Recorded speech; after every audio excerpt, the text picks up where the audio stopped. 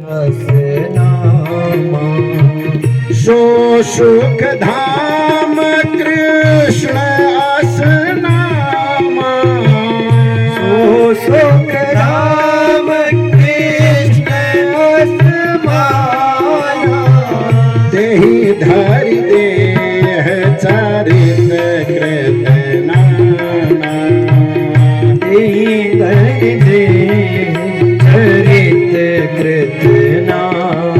क्या है उस भगवान का नाम? सो सुख धाम। उस परमात्मा का यदि आप भजन करोगे, यजन करोगे, भक्ति करोगे तो वह सुखों के धाम है। ऐसे दीनबंधु परमात्मा का यदि आप भजन करते हो, नाम जपते हो, कीर्तन करते हो तो वह सुखों का धाम परमात्मा है। सज्जनों, जिसके पास जो होता है वह वही देता है। ज्ञानी के पास जाओगे तो ज्ञान मिलेगा, है ना? वैसे ही मेरे परमात्मा तो सुखों के धाम है और इस संसार में प्रत्येक व्यक्ति सुखों के लिए दौड़ रहा है। मैं सुखी नहीं हूँ। आदमी की एक ही समस्या है, मैं सुखी कब होऊंगा? बोले मेरे सुख धाम परमात्मा मालिक का ध्यान करो, उनका वंदन करो, वो तो सुखों के धाम है। कितना दे? बोले थोड़ा सा आपको भी आ जाएगा। सो सुख धाम कृष्ण असनामा। क्या नाम है? बोले कृष्ण नाम है। हो देवकी और वसुदेव के संयोग से संसार में आए हैं, धरा में आए हैं और नंद बाबा और यशोदा मैया को आनंदित भी करेंगे। हो तो उनका नाम कृष्ण रख दिया। हो क्यों रखा कृष्ण? अभी बताऊंगा उनका नाम। भगवान का नामकरण आगे होने वाला है। हाँ? तो तेहि धरि देह चरित कृत नाना। भगवान के अवतार के अनेक प्रयोजन हैं। कोई कहता है भगवान जब राम दंडकारण्य वन में भ्रमण कर रहे थे, 14 वर्ष का वनवास अपना समय व्यतीत करने के लिए अपने पिता की आज्ञा से वन में गए थे, तो वहां अनेकों स्त्रियां भगवान को मिली, अनेकों भक्त मिले। उनका भगवान हम आपकी भक्ति करना चाहते हैं। अनेक स्त्रियों ने कहा हम आपसे विवाह करना चाहते हैं। भगवान ने कहा इस जन्म में मैं राम बन करके आया हूँ, मेरा नाम मर्यादा पुरुषोत्तम है, मैं मर्यादा की स्थापना करने के लिए आया हूँ। इस जन्म में तो जानकी से अलावा अन्य किसी का वर्ण नहीं कर सकता हूँ।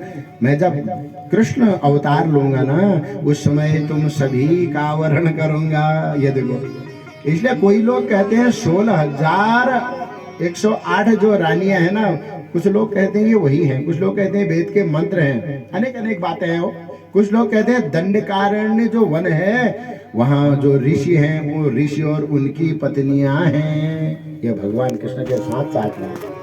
कृष्ण भगवान ने कहा ये राम अवतार में तो ये सब संभव नहीं है, इसलिए जब मैं कृष्ण अवतार लूंगा तो तब तुम सबको मैं आनंदित करूंगा। इसलिए कहते हैं कि भगवान ने कृष्ण अवतार लिया और अवतार के भगवान के अनेक प्रयोजन हैं। जब भगवान ने रामा अवतार लिया तो भगवान मर्यादा पुरुषोत्तम थे, इसलिए भगवान दिन में आए। उन्होंने कहा सबके सामने आऊंगा। नौमी तिथि मधुमास पुनीता, शुक्ल पक्ष अभिजित हरिप्रीता, मध्य दिवस अशीतन घामा, पावन काल लोक विश्रामा। ये इसे ऐसा ही समय था। हो मध्य दिवस 12 बजे भगवान राम का जन्म हुआ। देखो दिन में आए, क्योंकि मर्यादा पुरुषोत्तम है इसलिए दिन में आए।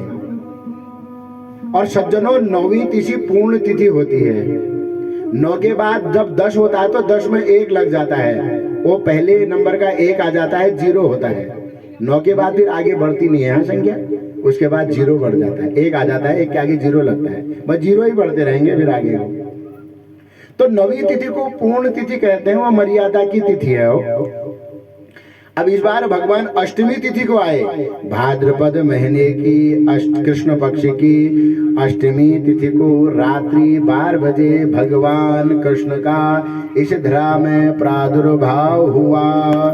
निशीथे तम उद्भूते जायमाने जनार्दने, देवक्याम देवरूपिण्याम विष्णु सर्वगुहाशयः। देखो कितनी बड़ी बात है। श्लोक का अर्थ यदि समझ में आ जाए तो बड़ा आनंद आ जाए। बोले किसका जन्म हो गया है? बोले सर्व गुहाशय का जन्म हो गया है। गुहाशय का जन्म हो गया मतलब बोले जो सभी के हृदय में बैठा हुआ है उसका आज जन्म हो गया है। ये देखो कितनी बड़ी बात है यही और कह रहे जन्म हो गया। सर्व गुहाशय सभी के हृदयों में पहले से बैठा ही हुआ है और कह रहे उसका जन्म हो गया। अरे पहले वही था भाई। बोले होने से क्या होता है? दिख तो नहीं रहा ना हमको, हमको तो कुछ और ही दिख रहा है। भूत प्रेत ये सब दिखते हैं हमको, भगवान कहाँ दिखता है हमको? ना ना, आज तक किसी को दिखाई नहीं। तो निशीथे तम उद्भूते, निशीत काल किसे कहते हैं? ठीक रात्रि का जो 12 बजे होता है उसको निशीत काल कहते हैं। इन शब्दों को थोड़ा अपनी मित्रता बनाओ इन शब्दों से। निशीत काल कौन किसका जन्म हो गया? बोले चाय माने जनार्दने। बोले जिसका जन्म नहीं होता है उसका जन्म हो गया है। बताओ कैसी बात हुई? ये भी कह रहे हैं जिसका जन्म नहीं होता, फिर कह रहे जन्म भी हो गया। बोले जन्म होता शादी ग्रह है, वास्तव में हुआ कुछ भी नहीं है। देवक्याम देवरूपिण्याम। अब ध्यान देना माताओं, कौन है देवकी? देवक्याम देवरूपिण्याम, जो देवरूप साक्षात देवकी है उसके गर्भ से भगवान ने अवतार ले लिया हो। सज्जनों, भगवान तो सभी माताओं के गर्भ में आने के लिए तैयार हैं, पर कोई माता देवकी बन सकती है क्या? यदि कोई माता अपने को देवकी बनाना चाहती है, देवकी बन सकती है, बन जाए तो भगवान कह रहे हैं अभी मैंने कल की अवतार भी तो लेना है। इसलिए सज्जनों, इस कलयुग में भी कोई माता ऐसी होगी जिसके गर्भ से भगवान कल की का अवतार होने वाला है, ऐसा मत समझना नहीं होगा। होगा वो भी कोई स्त्री ही होगी।